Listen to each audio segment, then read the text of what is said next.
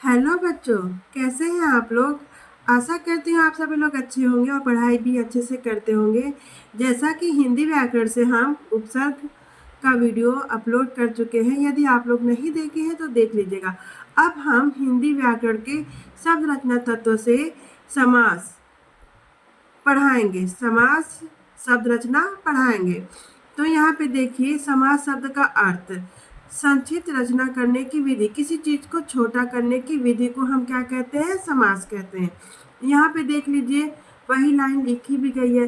जब दो या दो से अधिक शब्दों को मिलाकर एक शब्द बना लिया जाता है तब उस प्रक्रिया को हम समास कहते हैं। ठीक, यहाँ पे देखिए, समझाने के लिए दो वर्ग दे दिया गया है, एक क वर्ग है, दूसरा ख वर्ग। यहाँ देखिए, क वर्ग में दो से अधिक शब्द हैं और इन्हीं शब्दों को एक शब्द में लिख दिया गया है वर्ग ख में। तो देखिए, अश्रु लाने वाली गैस को क्या एक शब्द में कहेंगे, अश्रु गैस। घन के समान श्याम, इसको एक शब्द में क्या कहेंगे, घन श्याम। ऐसे ही पांच तंत्रों का समाहार, तो क्या हो जाएगा एक शब्द, पंचतंत्र। ऐसे ही सभी शब्द को पढ़ लिया जा रहा है शक्ति के अनुसार, यथाशक्ति। युद्ध के लिए भूमि, युद्ध भूमि। नीला है जो अंबर, नीलांबर। आचार और विचार, आचार विचार। ठीक बच्चों, अब यहाँ पे देखिए, समास वह शब्द रचना है जिससे अर्थ की दृष्टि से, जिसमें अर्थ की दृष्टि से परस्पर स्वतंत्र संबंध रखने वाले दो या दो से अधिक शब्द मिलकर किसी अन्य स्वतंत्र शब्द की रचना करते हैं। अन्य का अर्थ होता है दूसरा, दूसरे स्वतंत्र शब्द की रचना करते हैं। तो बच्चों, आप लोग को समझ में आया, समास वह शब्द रचना है जिससे अर्थ की दृष्टि से परस्पर स्वतंत्र है, यानी अलग है, एक दूसरे के से संबंध में अलग है, लेकिन जब वही दोनों शब्द मिलकर किसी दूसरे शब्द की रचना करते हैं। अब वही उसी बात को हम सरल भाषा में देखेंगे। दो या दो से अधिक शब्दों के मेल से नए शब्द बनाने की प्रक्रिया को हम समास कहते हैं। अब हमारे सिलेबस में समास तो वैसे 6 प्रकार के होते हैं, लेकिन हमें यहाँ पे आपके तो जैसा कि बच्चों, समास के 6 भेद होते हैं। पहला है अव्ययी भाव समास, तत्पुरुष समास, कर्मधारय समास, द्विगु समास, द्वंद्व समास, बहुब्रीहि समास। जिसमें से आपको कक्षा 10 में तत्पुरुष समास को नहीं पढ़ना है, केवल यही 5 समास पढ़ने हैं, अव्ययी, कर्मधारय, द्विगु, द्वंद्व, बहुब्रीहि। तो चलिए अब हम आगे बढ़ते हैं। चलिए द्वंद्व समास देखा जाए। देखिए बच्चों, जिस समस्त पद में दोनों पद पूर्व तथा उत्तर, पूर्व यानी पहले वाला पद और उत्तर का यानी दूसरे वाला शब्द, जिस समस्त पद में दोनों पद पूर्व तथा उत्तर दोनों समान हो, दोनों पद क्या हो, समान हो, वहां कौन सा समास हो जाएगा, द्वंद्व समास होता है। इसमें दोनों पदों को जोड़ने वाले समुच्चय बोधक अव्यय का लोप हो जाता है। जैसे यहाँ देखिए, खट्टा और मीठा, तो इसमें समुच्चय बोधक अव्यय कौन है, और, तो इसी का लोप हो जाता है। जैसे यहाँ देखिए, खट्टा मीठा, इसमें और क्या हो गया है, लोप हो गया है। तो यहाँ पे कौन सा समास हो जाएगा, द्वंद्व समास।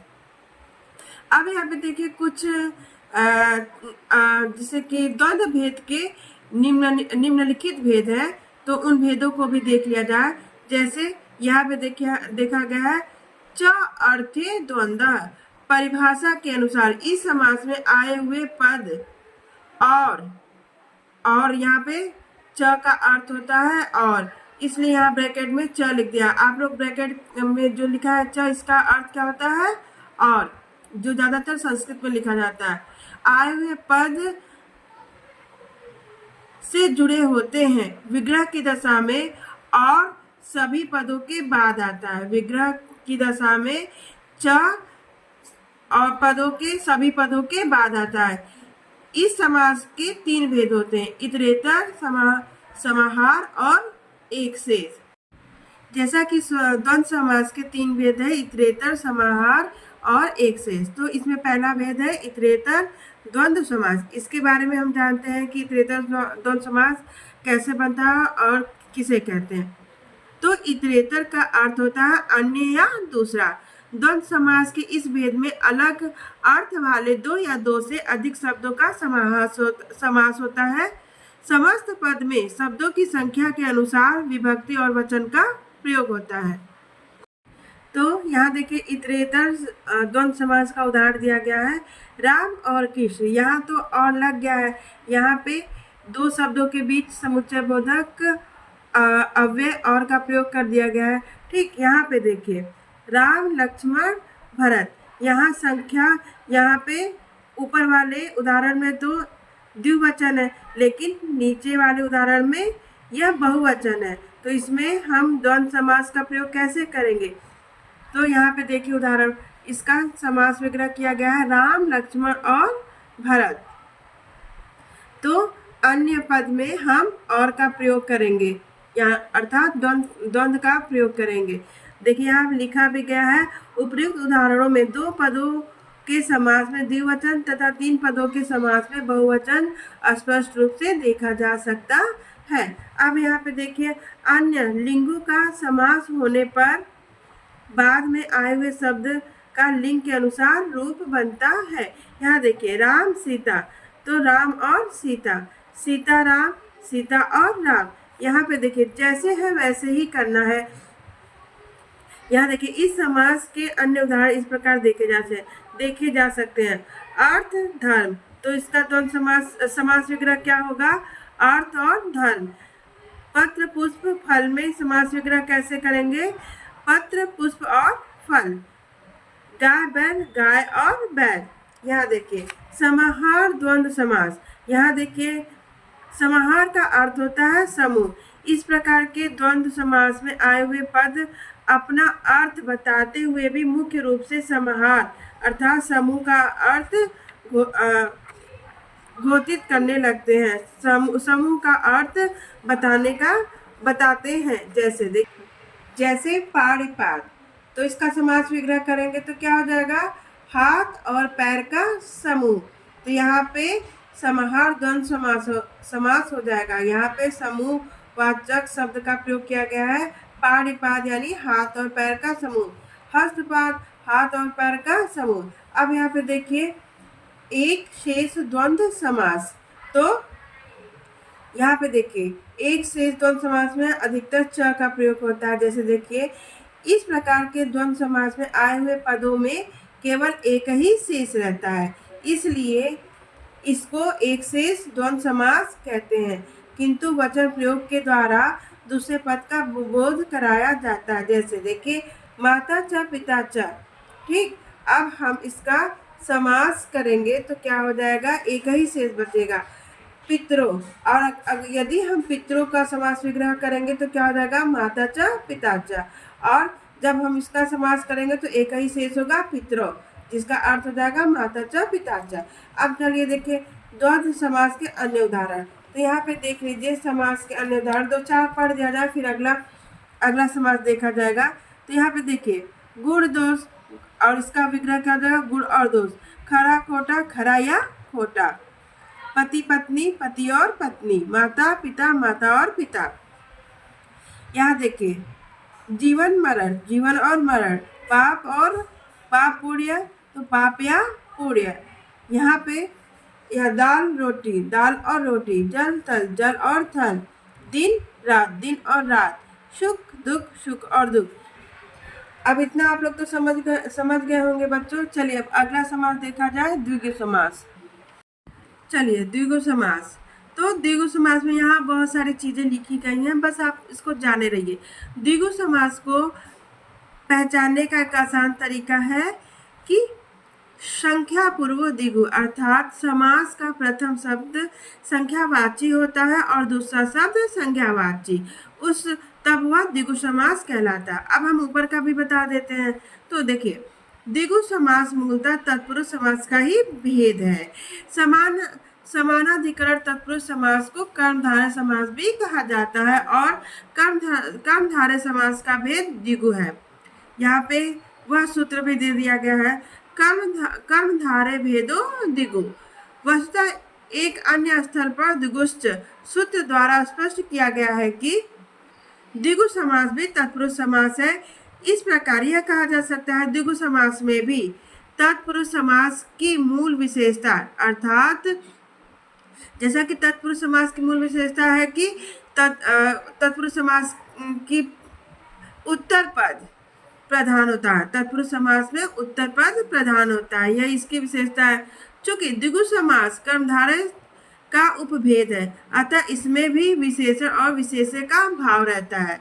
जब कर्मधारय समास का प्रथम शब्द यहाँ पे दिया है, जब कर्मधारय समास का प्रथम शब्द संख्यावाची होता है और दूसरा संज्ञावाची होता है तो वह द्विगु समास कहलाता है। ठीक है बच्चों, तो जैसा कि द्विगु समास में भी विशेषण और विशेष्य का संबंध होता है, विशेषण और विशेष्य का संबंध होता है, और जैसा कि द्विगु समास को हम तत्पुरुष समास कहते हैं तो इसमें उत्तर पद प्रधान भी होता है। तो चलिए अब इसके कुछ उदाहरण देख लिया जाए। जैसे यहाँ देखिए दिया गया है समस्त पद, फिर उन समस्त पदों का यहाँ पे विग्रह दिया गया है, तो यहाँ पे समझते हैं। तो यहाँ देखिए चौराहा, चार राहों का समूह, तो चार राहों का समूह, तो राह कैसा है, चार समूहों वाला है। तो यहाँ पे चार क्या हो गया, विशेषण। राह का विशेषण क्या हो जाएगा, चार समूह वाला है। तो इसमें विशेषण और विशेष्य की का संबंध है, इसलिए और यहाँ पे देखिए, और जबकि सभी यहाँ पे जितने भी शब्द दिए गए हैं यह संख्यावाची शब्द है। संख्यावाची होने के कारण यह कौन सा समास हुआ, द्विगु समास। और कुछ अभी दो चार हम उदाहरण भी पढ़ देते हैं। जैसे यहाँ देखिए नवरत्न, तो नवरत्नों का समाहार। त्रिफला, तीन फलों का समूह। त्रिरंगा, तीन रंगों का समाहार। सतसई, सात सौ दोहों का समूह। सप्तधान्य, सात धान्यों का समूह। अब यहाँ पे देखिए पंचवटी, पांच वटों का समूह। पंचपल्लो, पांच पल्लों का समूह। यहाँ देख लीजिए अष्टग्रह, अष्ट ग्रहों का समाहार। सप्तऋषि, सात ऋषियों का समूह। अब यहाँ पे देखिए चतुर्वेद, चार वेदों का समूह। षड दर्शन, छह दर्शनों का समूह। षटकोण, छह कोणों का समूह। तो ये रहा आपका द्विगु समास।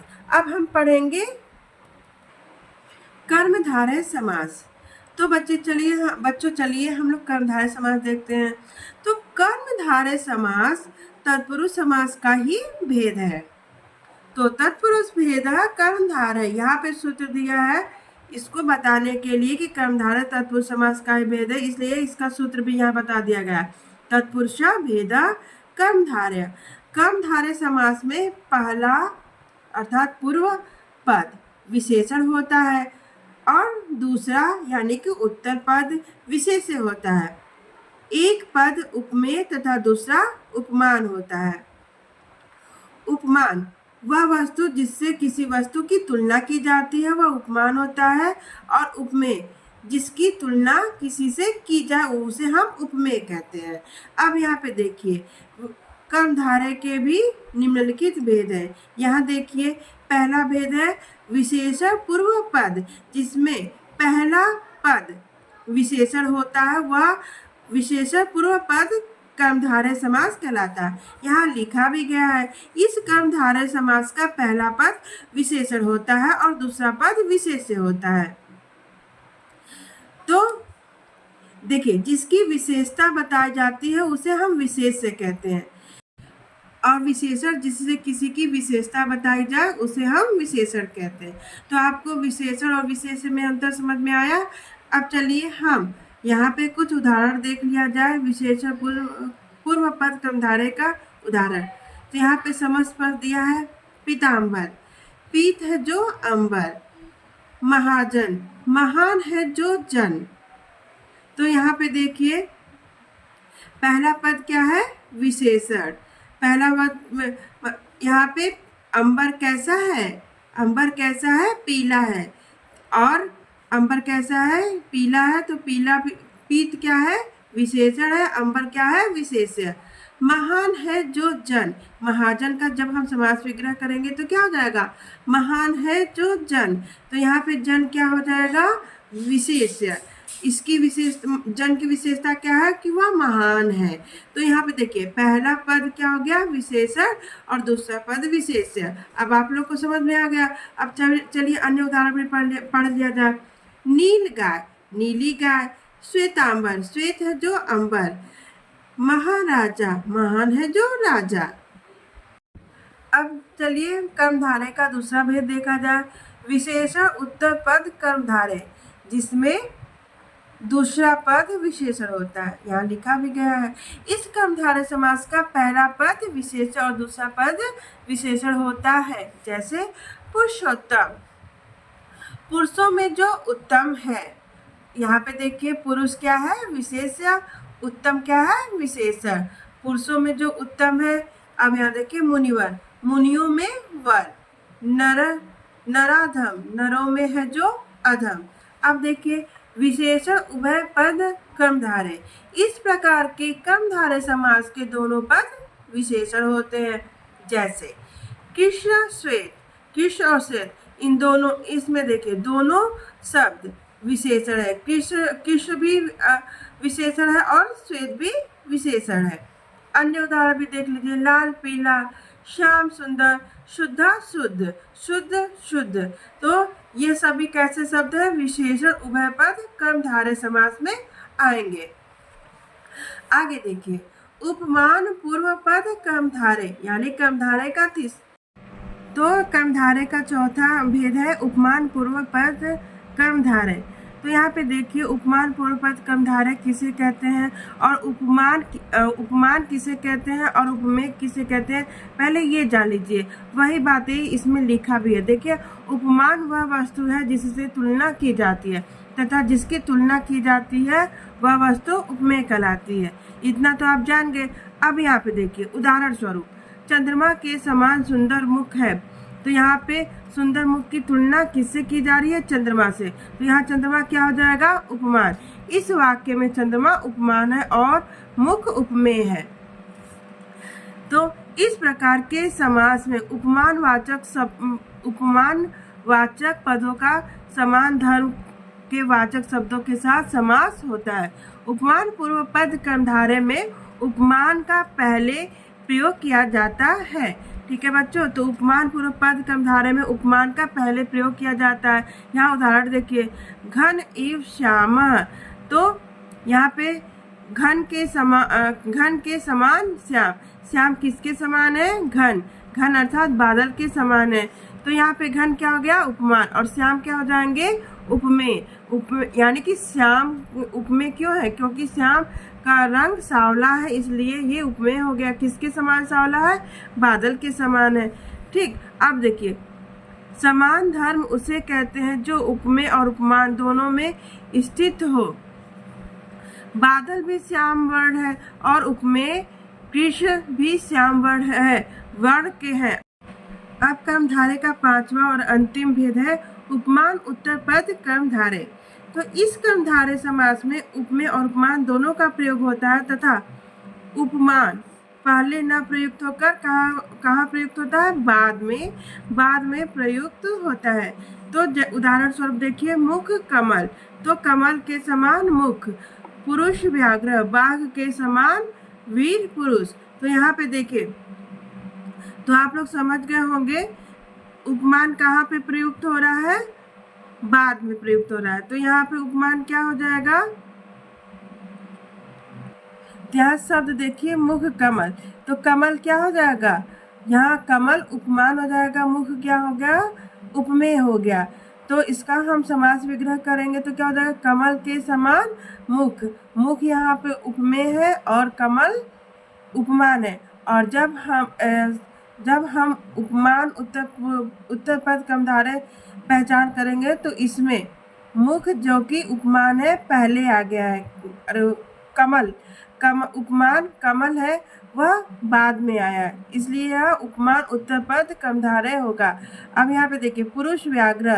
तो पुरुष किसके समान वीर है, व्याघ्र के समान। लेकिन इस समास में व्याघ्र यानी कि उपमान बाद में आया, तो ये कौन सा कर्मधारय हो जाएगा, उपमान उत्तर पद कर्मधारय। अब अन्य कर्मधारय समास के अन्य उदाहरण देख लीजिए 2-4। जैसे कृष्ण सर्प। कृष्ण है जो सर्प, नील गगन, नीला है जो गगन, प्रधानाध्यापक, प्रधान है जो अध्यापक, परमानंद, परम है जो आनंद। अब इधर भी देख लीजिए, श्वेत वस्त्र, श्वेत है जो वस्त्र, शुभ कर्म, शुभ है जो कर्म, स्वर्ण कलश, स्वर्ण का है जो कलश, विद्याधन, विद्या रूपी धन, नरसिंह, नर रूपी सिंह। ये सब क्या हो जाएंगे? कर्मधारय समास, कर्मधारय समास हो जाएंगे। अब हम चलिए देखें तो चलिए बहुब्रीहि समास देखा जाए तो बहुब्रीहि समास किसे कहते हैं?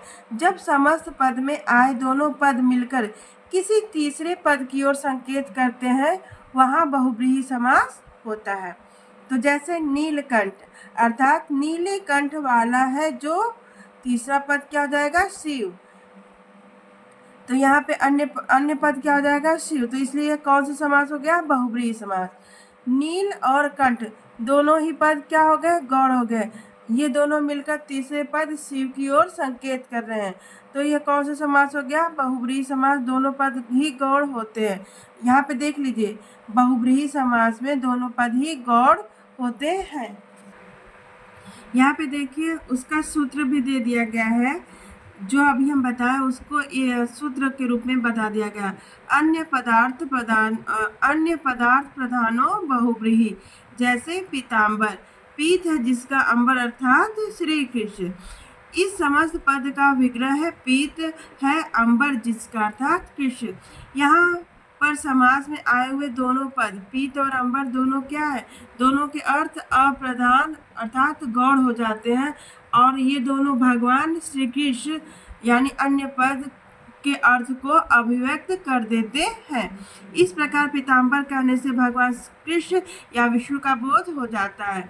ठीक है बच्चों, आगे देखिए। सामान्यतः बहुब्रीहि समास के दो भेद होते हैं। एक है समानाधिकरण बहुब्रीहि, दूसरा है व्यधिकरण बहुब्रीहि। तो अब चलिए हम समानाधिकरण बहुब्रीहि समास को जानते हैं कि समानाधिकरण बहुब्रीहि किसे कहते हैं। तो इस प्रकार के भेद में दोनों पदों में समान विभक्ति अर्थात प्रथमा विभक्ति होती है। इन प्रथमांत पदों द्वारा जो अन्य पदार्थ उक्त कहा जाना होता है, वह प्रथमा को छोड़कर अन्य विभक्तियों में रहता है। अतः समानाधिकरण बहुब्रीहि के 6 भेद हो जाते हैं। ठीक है, तो यहाँ पे देखिए, जैसे कि आप लोग पढ़े ही हैं विभक्ति कितने होते हैं, विभक्ति कुल। तो यहाँ पे समानाधिकरण बहुब्रीहि के 6 भेद हो जाते हैं। तो यहाँ पे क्रम से दिया भी है, द्वितीयानिष्ठ, तृतीयानिष्ठ, चतुर्थनिष्ठ, पंचमीनिष्ठ, षष्ठीनिष्ठ, सप्तमीनिष्ठ। चलिए सबका उदाहरण भी देख लिया जाए। तो यहाँ पे देखिए, द्वितीयानिष्ठ समानाधिकरण बहु में उदाहरण क्या हो जाएगा? प्राप्तोदक, यानी प्राप्त है जल जिसको ऐसा ग्राम। आरूढ़ वानर, चढ़े हैं वानर जिस पर ऐसा वृक्ष। तृतीयानिष्ठ समानाधिकरण बहुब्रीहि में हत शत्रु, मार डाला है शत्रु को जिसने ऐसा राजा। जितेंद्रिय, जीत लिया है इंद्रियों को जिसने। चतुर्निष्ठ समानाधिकरण बहु में दत्त भोजन, दे दिया है भोजन जिसको ऐसा भिक्षुक। उपहृत पशु, लाया गया है पशु जिसके लिए ऐसे भगवान रुद्र। पंचनिष्ठ में समानाधिकरण बहुब्रीहि में पतति पर, गिर गया है पत्ता जिससे ऐसा वृक्ष। निर्बल, निकल गया है बल जिससे ऐसा व्यक्ति। षष्ठीनिष्ठ समानाधिकरण बहु पीताम्बर, पीला है वस्त्र जिसका जैसा विष्णु। महाशय, महान यश है जिसका जैसा व्यक्ति। सप्तमीनिष्ठ समानाधिकरण बहुब्रीहि में वीर पुरुष हो जिसमें ऐसा ग्राम। तो जैसा कि बच्चों हमने आपको पढ़ाया, तो यहाँ पे देखिए विभक्तियों का प्रयोग कैसे हुआ। यहाँ पे देखिए द्वितीयानिष्ठ यानी द्वितीय कर्म कारक, यानी कर्म कारक में द्वितीय विभक्ति का प्रयोग होता है। तो द्वितीय कर्म का चिन्ह क्या है? को। तो देखिए इन दोनों उदाहरणों में को लगा है। प्राप्त है जल जिसको ऐसा ग्राम, चढ़े हैं वानर जिस पर ऐसा वृक्ष। यहाँ देखिए तो जैसा कि समास बहुब्रीहि समास के दो भेद है, समानाधिकरण बहुब्रीहि, व्यधिकरण बहुब्रीहि। तो पहला देखिए समानाधिकरण बहुब्रीहि समास। देखिए इस प्रकार के भेद में दोनों पदों में समान विभक्ति अर्थात प्रथमा विभक्ति होती है, लेकिन यहाँ देखिए इन प्रथमांत पदों द्वारा यानी प्रथमा विभक्ति के बाद जो अन्य पदार्थों को कहा जाना होता है वह प्रथमा को छोड़कर अन्य विभक्तियों में रहता है, इसलिए यह समानाधिकरण बहुब्रीहि होते हैं। तो और समानाधिकरण बहुब्रीहि के 6 भेद हो जाते हैं। इस प्रकार समानाधिकरण बहुब्रीहि के 6 भेद हो जाते हैं। तो यहाँ पे देखिए उदाहरण स्वरूप, तो चलिए देखा जाए उदाहरण। द्वितीय निष्ठ समानाधिकरण बहुब्रीहि। देखिए प्राप्तोदकम, प्राप्त है जल जिसको ऐसा ग्राम। यहाँ देखिए ये प्रथमा में हो गया, जल जिसको ऐसा ग्राम। यहाँ पे देखिए द्वितीय निष्ठ यानी कर्म कारक का विभक्ति का प्रयोग, द्वितीय विभक्ति का प्रयोग किया गया है। ऐसे ही देखिए आरूढ़ वानर, चढ़े हैं, यहाँ प्रथमा हो गया। और प्रथमांत के अन्य पद क्या हो जाएगा, वानर जिस पर ऐसा वृक्ष, इसमें भी द्वितीय विभक्ति का प्रयोग किया गया। अब अगला देखिए तृतीय निष्ठ समानाधिकरण बहुब्रीहि। इसमें हम तृतीय विभक्ति का प्रयोग करते हैं। जैसे देखिए मार डाला है, तो ये तो प्रथमा हो गया। शत्रु को जिसके द्वारा ऐसा राजा, तो इसमें शत्रु को जिसने या जिसके द्वारा, तो इसमें तृतीय विभक्ति का प्रयोग किया गया। जीत लिया गया है इंद्रियों को जिसके द्वारा, यहाँ पे कुछ गलत सा लिख दिया गया, जीत लिया है इंद्रियों को जिसके द्वारा, तो इसमें तृतीय विभक्ति का प्रयोग किया गया। जीत लिया है यहाँ प्रथमा हो गया, और प्रथमांत के बाद अन्य उक्ति क्या हो गया, जीत लिया है इंद्रियों को जिसके द्वारा, तो तृतीय विभक्ति। अब यहाँ देखिए चतुर्निष्ठ समानाधिकरण बहुब्रीहि। दे दिया है, ये तो प्रथमांत हो गया। अब प्रथमांत के बाद अन्य उक्ति क्या हो गया, भोजन जिसको ऐसा भिक्षुक, तो इसमें भी चतुर्थी विभक्ति का प्रयोग किया गया है।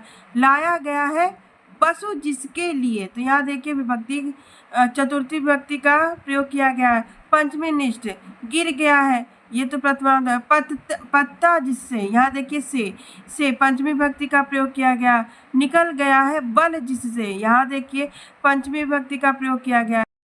अब देखिए षष्ठी निष्ठ समानाधिकरण बहुब्रीहि में देखिए पीताम्बर, पीला है तो प्रथमा हो गया। अब प्रथमांत के बाद जो अन्य उक्ति है, वस्त्र जिसका है जैसा विशु, यहाँ देखिए षष्ठी विभक्ति का प्रयोग हुआ है। महान यश है जिसका, यहाँ देखिए षष्ठी विभक्ति का प्रयोग हो गया है। सप्तमी निष्ठ समानाधिकरण बहुब्रीहि, यहाँ देखिए वीर पुरुष हो जिसमें, अब देखिए इसमें अधिकरण यानी सप्तमी विभक्ति का प्रयोग हो गया है। आगे देखिए अब हम पढ़ेंगे व्याधिकरण बहुब्रीहि समास। तो देखिए व्याधिकरण बहुब्रीहि समास में दोनों पद अलग अलग विभक्तियों में होते हैं। देखिए जैसे चलो बहुब्रीहि समास के अन्य उदाहरण, तो यहाँ पे बहुब्रीहि समास के बहुत सारे उदाहरण दिया गया, चलिए इसमें से देख लिया। जैसे पीताम्बर, पीत अंबर, पीला है अंबर जिसका अर्थात श्री कृष्ण। दशानन, 10 है आनंद, 10 धन आनंद, 10 है आनंद जिसके, आनंद का अर्थ होता है मुख। 10 है आनंद जिसके अर्थात रावण। यहाँ देखिए चतुर्मुख, 4 है मुख जिसके अर्थात ब्रह्मा। एक दांत है जिसके अर्थात श्री गणेश। अंशुमाली, अंशु धनमाली, अंशु है माला जिसकी अर्थात सूर्य। गजानन, गज है आनंद, गज के समान आनंद, गज के समान मुख वाले अर्थात श्री गणेश। विषधर, विष को धारण करने वाले अर्थात सर्प। अव्यय भाव समास, जिस समास में पहला पद अव्यय हो उसे अव्यय भाव समास कहते हैं। अव्यय भाव समास में पहला पद प्रधान होता है। अब यहाँ पे देखिए समास प्रक्रिया से बना समस्त पद भी क्या हो जाता है, अव्यय की भांति काम करने लगता है। जैसे प्रतिदिन, प्रतिदिन, यहाँ देखिए प्रति पहला पद अव्यय है तथा समास प्रक्रिया से बना समस्त पद क्या बन जाएगा, प्रतिदिन, यानी प्रतिदिन भी अव्यय की भांति कार्य कर रहा है, यानी दिन भी क्या कर रहा है, अव्यय की भांति कार्य कर रहा है। यदि दोनों समान शब्द युग्म की भांति पूर्व तथा उत्तर पद के रूप प्रयोग हो रहे हैं तो भी अव्यय भाव समास होता है। जैसे गली गली, प्रत्येक गली।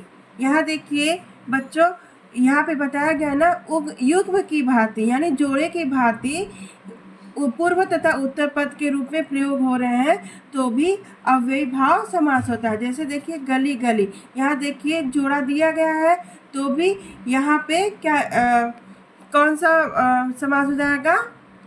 अव्ययीभाव समास, क्योंकि यहाँ पे गली, एक गली क्या हो जाएगा? अव्यय यानी प्रधान हो जाएगा, तो दूसरा भी क्या हो जाएगा? अव्यय हो जाएगा, तो इसका समास क्या हो जाएगा? प्रत्येक गली। आगे देखिए, तो यहाँ पे अव्ययीभाव समास के कुछ उदाहरण है, जैसे यथाशक्ति यानी शक्ति के अनुसार, बेखटके बिना खटके, आज जन्म जन्म से लेकर। तो देखिए बच्चों, अव्ययीभाव समास पहचानने का एक और तरीका है कि अव्ययीभाव समास में पहला पद उपसर्ग होता है। पहला पद क्या होता है? उपसर्ग होता है और अव्यय भी कहा जाता है। तो यहाँ देखिए आजन्म, तो आजन्म में पहला देखिए पहला पद क्या है? उपसर्ग, आ उपसर्ग लगा है। आजीवन में भी आ उपसर्ग लगा है। तो अव्ययी समास पहचान की सबसे बड़ी अच्छी जानकारी है कि इसमें पहला पद उपसर्ग होता है या अव्ययीभाव समास होता है और इसमें पहला पद प्रधान होता है।